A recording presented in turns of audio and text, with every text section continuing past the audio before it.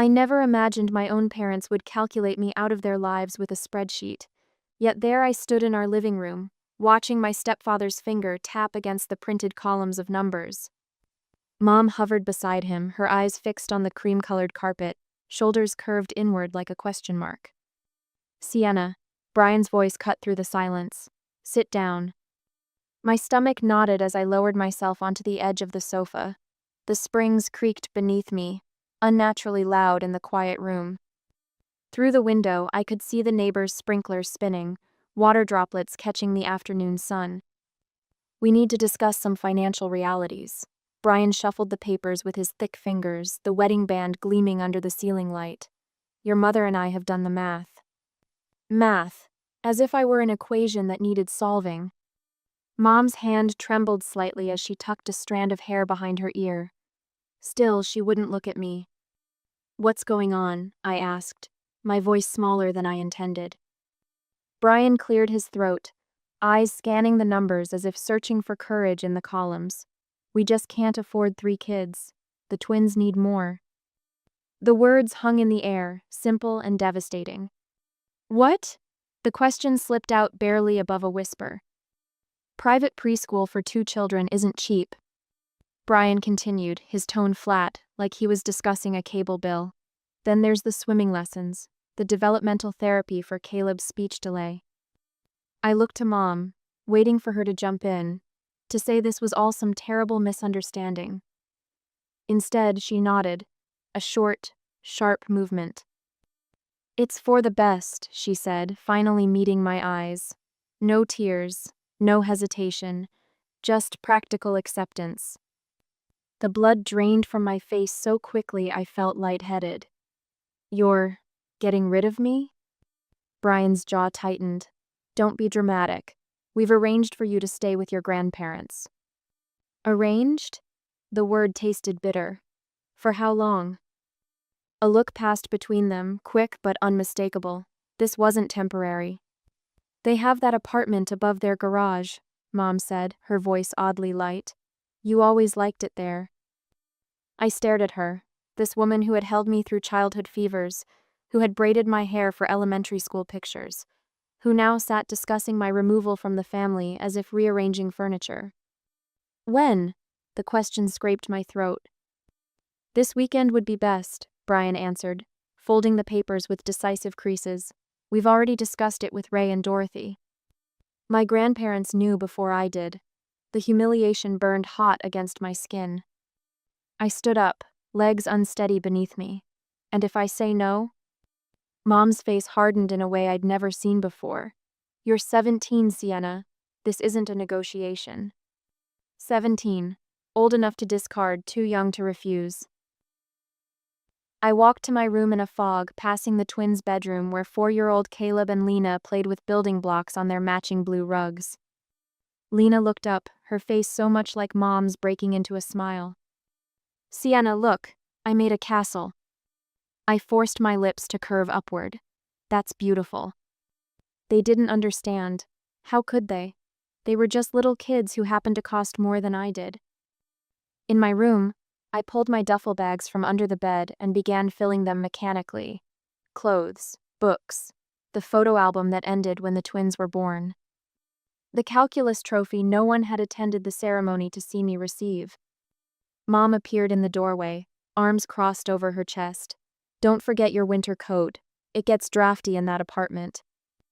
As if the temperature was my biggest concern. "Does Dad know?" I asked, referring to my biological father who lived in Kentucky with his new family. "I left a message." She shrugged. "You know how he is."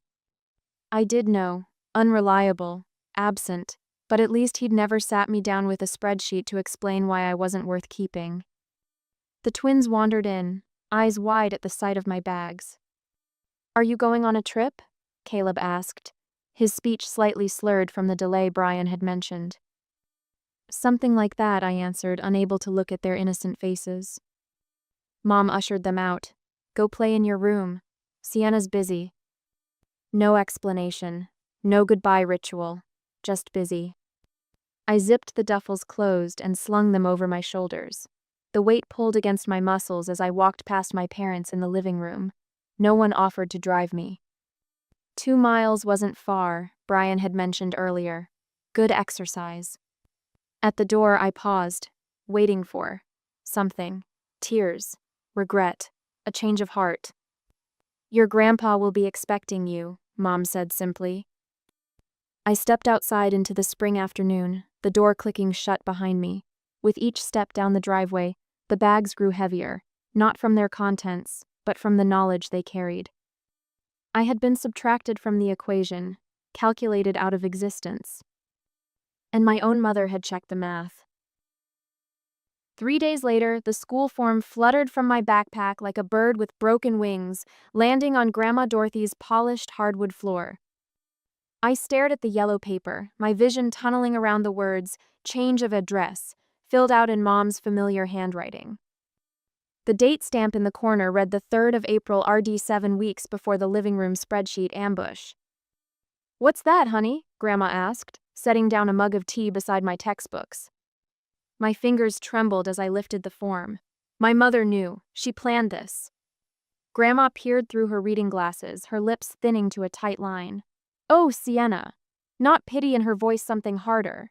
Anger. I traced the signature at the bottom. Melanie Rhodes. Not even a moment's hesitation in her pen strokes. She filled this out almost 2 months ago.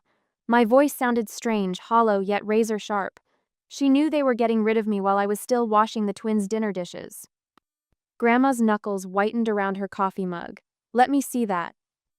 I passed it over, then sank into the worn leather sofa in the apartment above their garage. 3 days since my exile, and the space still felt temporary, like a motel room rather than home. From the kitchen, I heard Grandma's voice rise, sharp and clear. She thought I couldn't hear. How could you do this to your own daughter, Melanie? What kind of mother calculates her child's worth like a grocery bill? Silence as Mom responded. Then Grandma's voice again, steel beneath the southern drawl. No, you listen to me. That girl has done nothing but try to please you both, and you treat her like she's disposable? Another pause. The refrigerator hummed. Rain tapped against the windows. Don't you dare bring God into this. The Lord doesn't teach parents to abandon their children when a better option comes along. The conversation ended with the bang of the receiver against the cradle. I pretended to study my calculus homework when Grandma returned, her cheeks flushed with anger. Your mother sends her love, she said flatly. The laugh that escaped me sounded nothing like humor. I bet she does.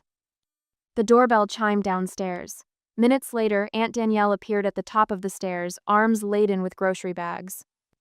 Mom's younger sister looked nothing like her dark hair, where Mom's was blonde, warm brown eyes instead of cool blue. I brought provisions, she announced, dropping the bags on the counter. Grandma says you like those chocolate peanut butter things. You didn't have to. I wanted to. Danielle unpacked groceries with quick, efficient movements. Besides, someone should be thinking about what you need. The unspoken comparison hung in the air between us.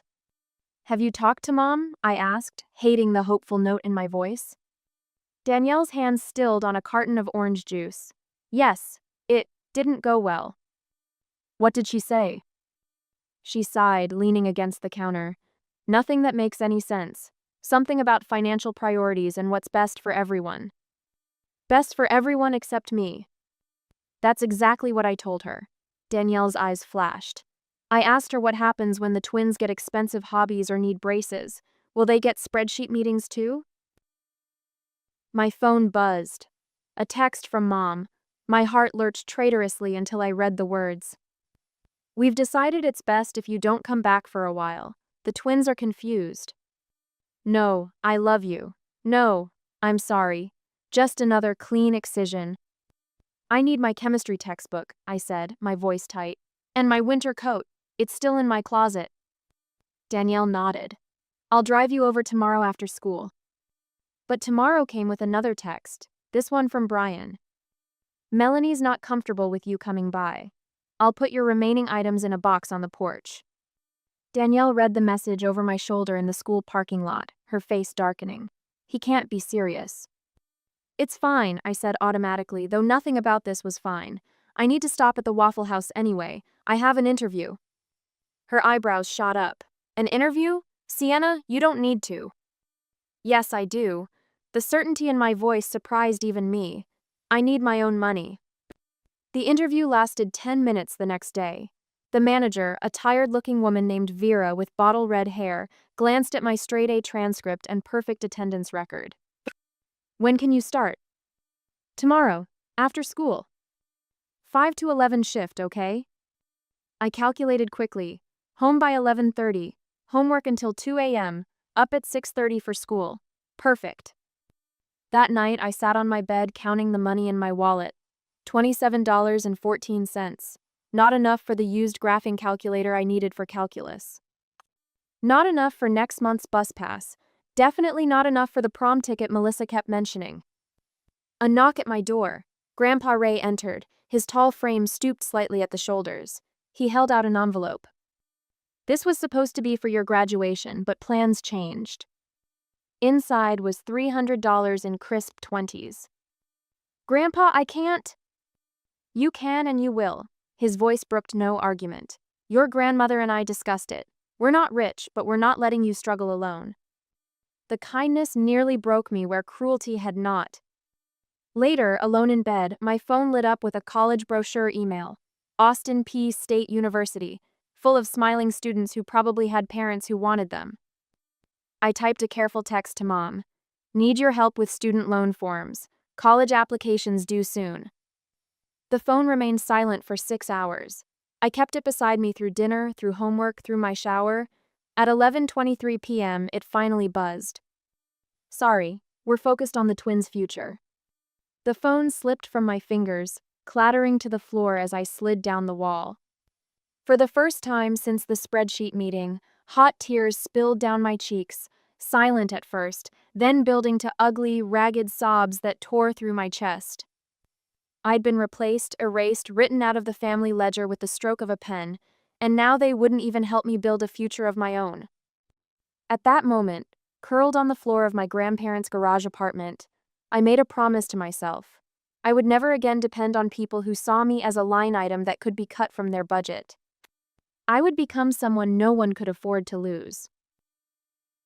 Next day, Aunt Danielle's pen hovered over the student loan paperwork. Her reading glasses slid down her nose as she studied the fine print. You shouldn't have to do this alone, she said, signing her name with a flourish before I could object. The co-signature felt like oxygen after drowning for weeks.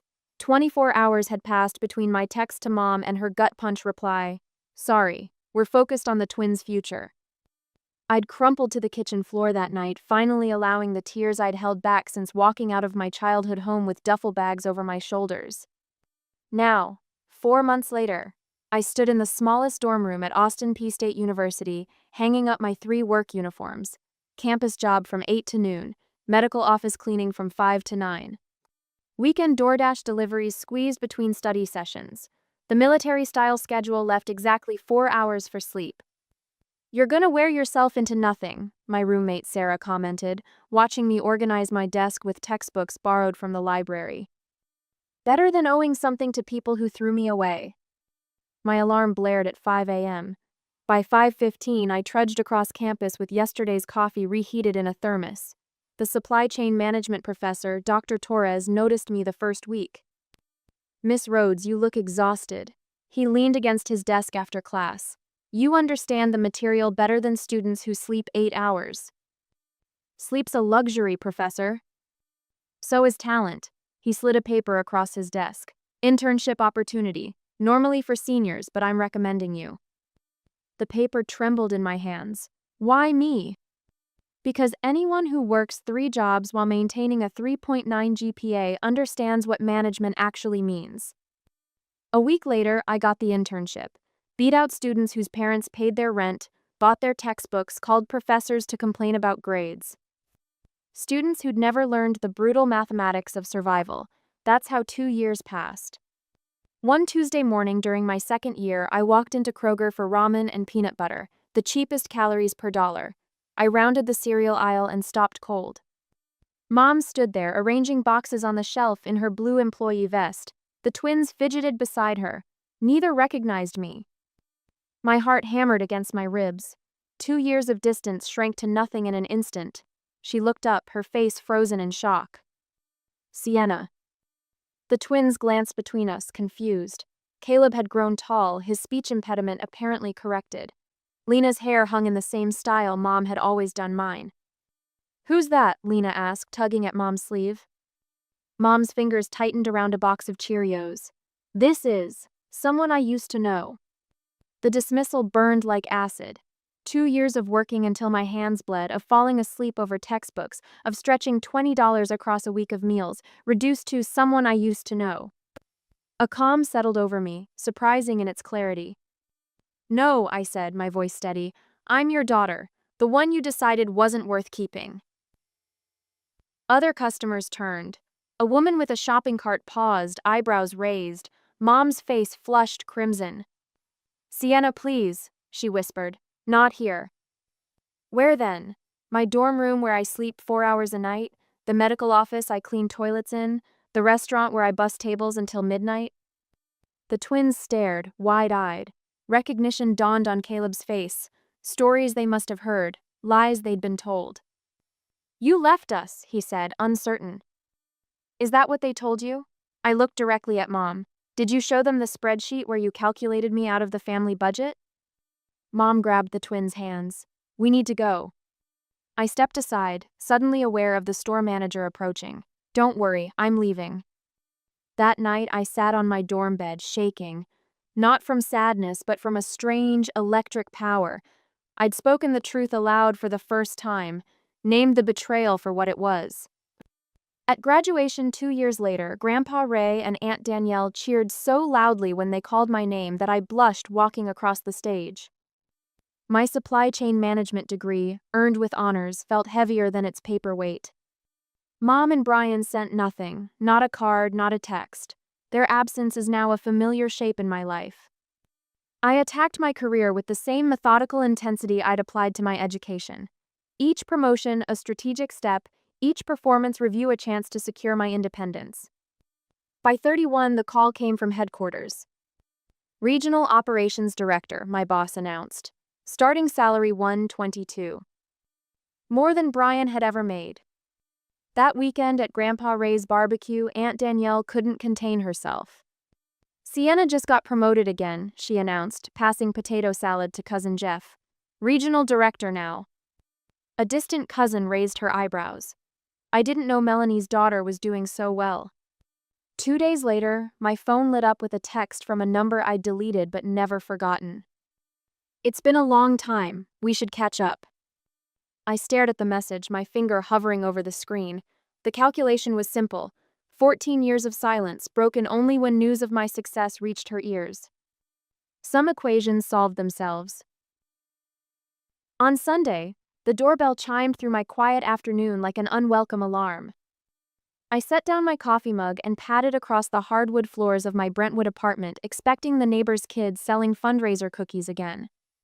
Instead, my mother and Brian stood on my welcome mat like apparitions from another lifetime. "Sienna." Mom's voice wavered, her eyes traveling from my face to the interior of my home. "You look well." Brian didn't wait for an invitation. He stepped past me, his broad shoulders brushing against mine as he entered my living room. His eyes swept over my furnishings, the leather sectional, the abstract art on the walls, the floor-to-ceiling windows overlooking the hills. "Nice place," he said, hands in his pockets as he appraised my life. "Very nice." I remained by the open door, one hand on the knob. "What are you doing here?" Mom hovered at the threshold, clutching her purse with white knuckles before following Brian inside. "We've been trying to reach you," she said, though my phone had never rang with their number. "How did you find my address?" I asked, closing the door despite every instinct screaming to leave it open. "Your Aunt Danielle mentioned your promotion at the family barbecue." Brian lowered himself onto my couch without asking. "Regional Operations Director. Impressive." The cushions sagged beneath him, just as our family had beneath his financial calculations 17 years ago. "You've done well for yourself," Mom added, perching on the edge of an armchair, her back rigid. She'd aged deeper lines around her mouth, silver threading through her once honey-colored hair. Her clothes hung loose on her frame, a size smaller than she used to wear. I remained standing. What do you want? A look passed between them, the same silent communication I'd witnessed the day they'd informed me I was no longer affordable. Brian cleared his throat. The twins are starting college next fall, he said, settling deeper into my couch. Tennessee State for Lena, Belmont for Caleb. Congratulations. The word tasted like copper pennies. Education costs have risen considerably, Brian continued, his tone shifting to the familiar spreadsheet voice. We thought now that you're established you could help. The request hung in the air, stunning in its audacity. Help, I repeated. Mom nodded, leaning forward. I raised you for 13 years, Sienna. Don't act like you owe us nothing. Blood rushed to my face, hot and pulsing. 13 years. Then you calculated me out of your budget when I became inconvenient. That's not fair, Mom protested, through her eyes dropping to her lap.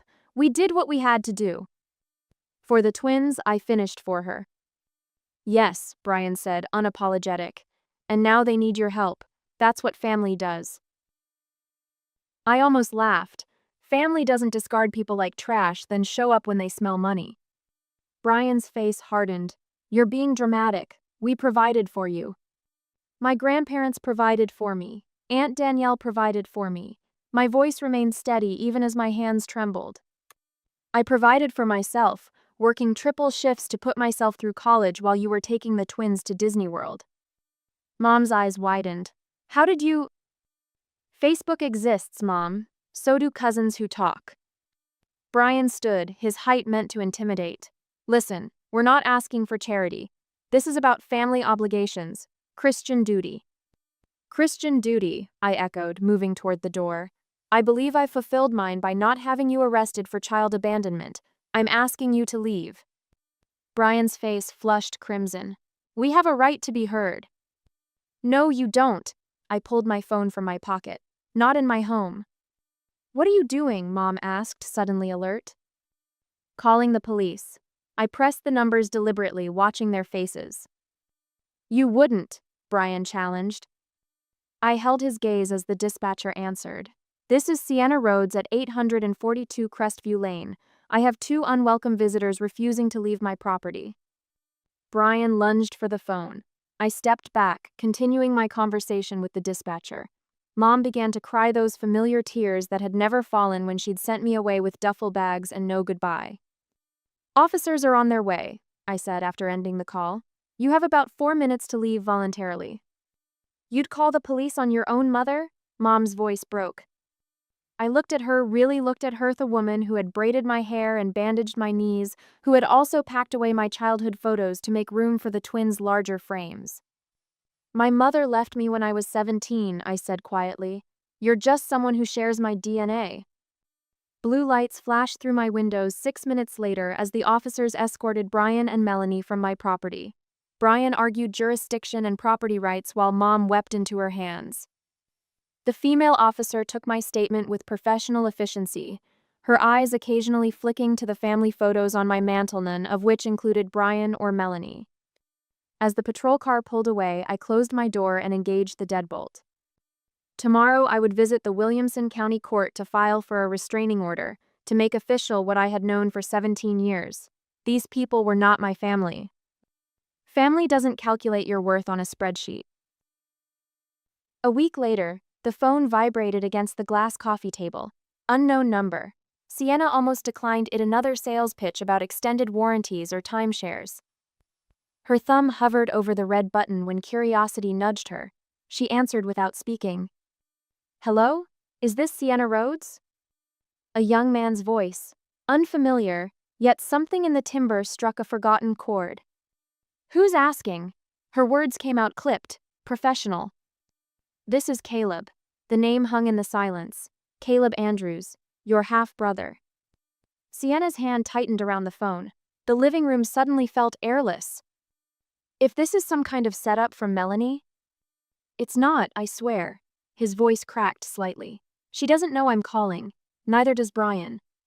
Sienna moved to her window, peering down at the street below as if expecting to see them lurking near the crepe myrtle trees lining her driveway.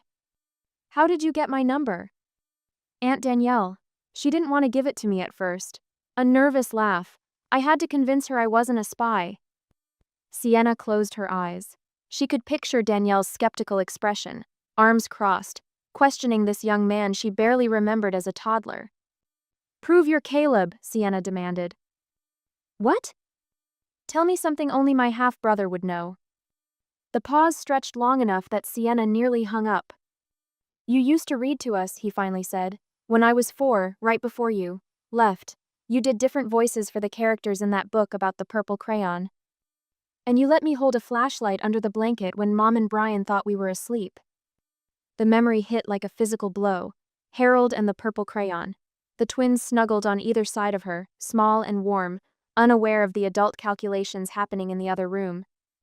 "Why are you calling me after all this time?" Her voice steadied. 14 years of silence deserved an explanation. "I found some old papers in the attic. Financial stuff." Caleb's voice hardened. "They calculated you out, Sienna, like you were just another bill they could cancel." Something cold slid down her spine. Hearing it stated so plainly by someone else made it real in a way her own memories couldn't. "I know what they did," she said. "They told us you left because you didn't want a family." The bitterness in his voice surprised her. "That you chose college over us. I never quite believed it, but I was just a kid." Sienna sank into her armchair, throat tight. "And now?"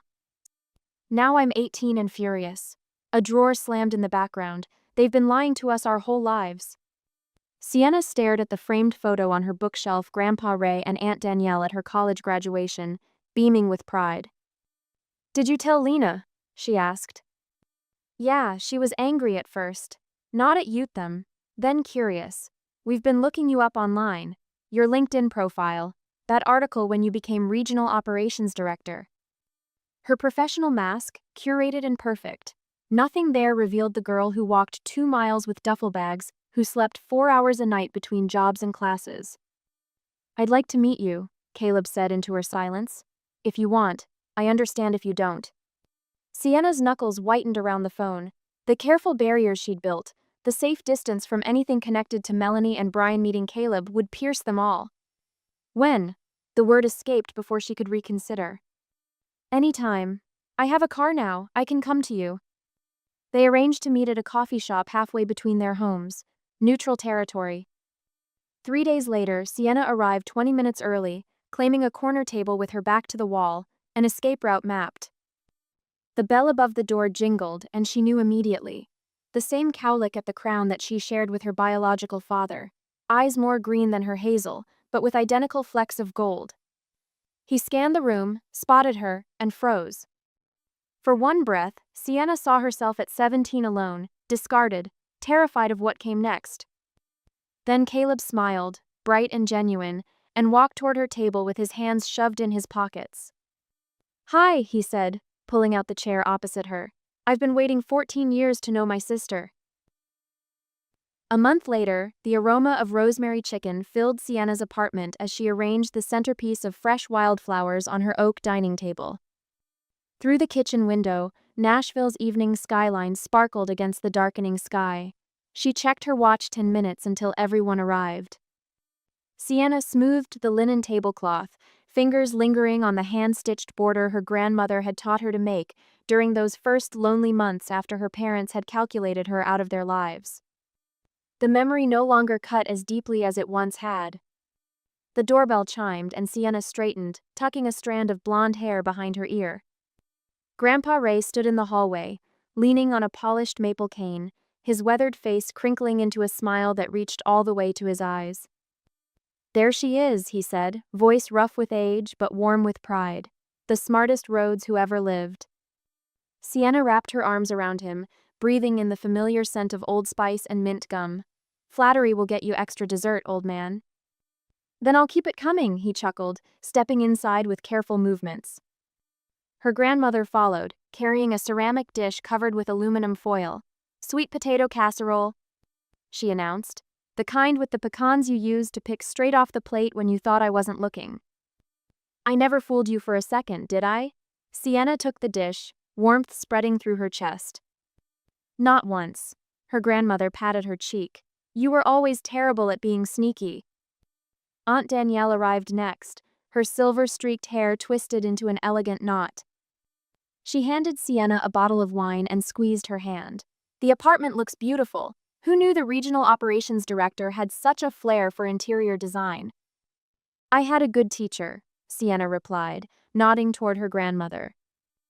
The doorbell rang again.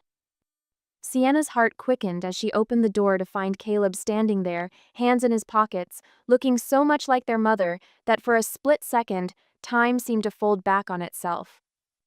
"Hey sis," he said, the corner of his mouth lifting in that crooked smile they somehow shared despite different fathers.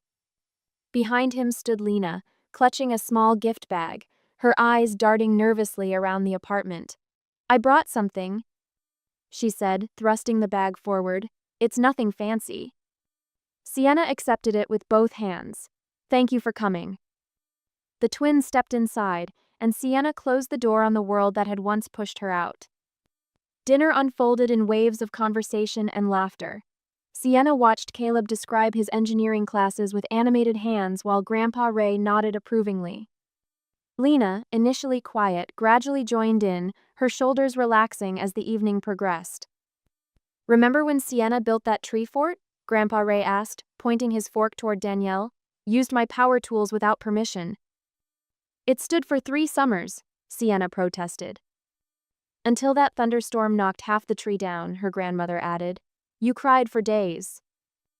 "I did not," Sienna laughed, though she had. After the plates were cleared and coffee served, Sienna retrieved an envelope from her desk drawer. She placed it in front of Aunt Danielle. "What's this?" Danielle asked, fingers hesitating over the sealed edge. "Open it," Sienna urged, perching on the arm of the sofa. Danielle slid her finger under the flap and pulled out the reservation confirmation. Her eyes widened. "Grand Canyon Lodge? For 4 days? Sienna, this is too much." "That's exactly why you deserve it," Sienna replied, her voice steady despite the lump forming in her throat. "You showed up when you didn't have to." Danielle reached for Sienna's hand, her eyes glistening. "You never needed to earn my love, honey." The conversation turned to Melanie and Brian, their names spoken without the sharp edge of pain they once carried. "They called again," Caleb said, staring into his coffee cup. "Asked if I'd talk to you about helping with Lena's tuition." "What did you tell them?" Sienna asked, watching her half-sister's face carefully. "That I earned my own way through college," Lena answered, meeting Sienna's gaze. "Just like you did." Grandpa Ray raised his coffee mug. "To the family that chooses to stay." 6 mugs clinked together, the sound ringing clear in the warm light of Sienna's chosen home.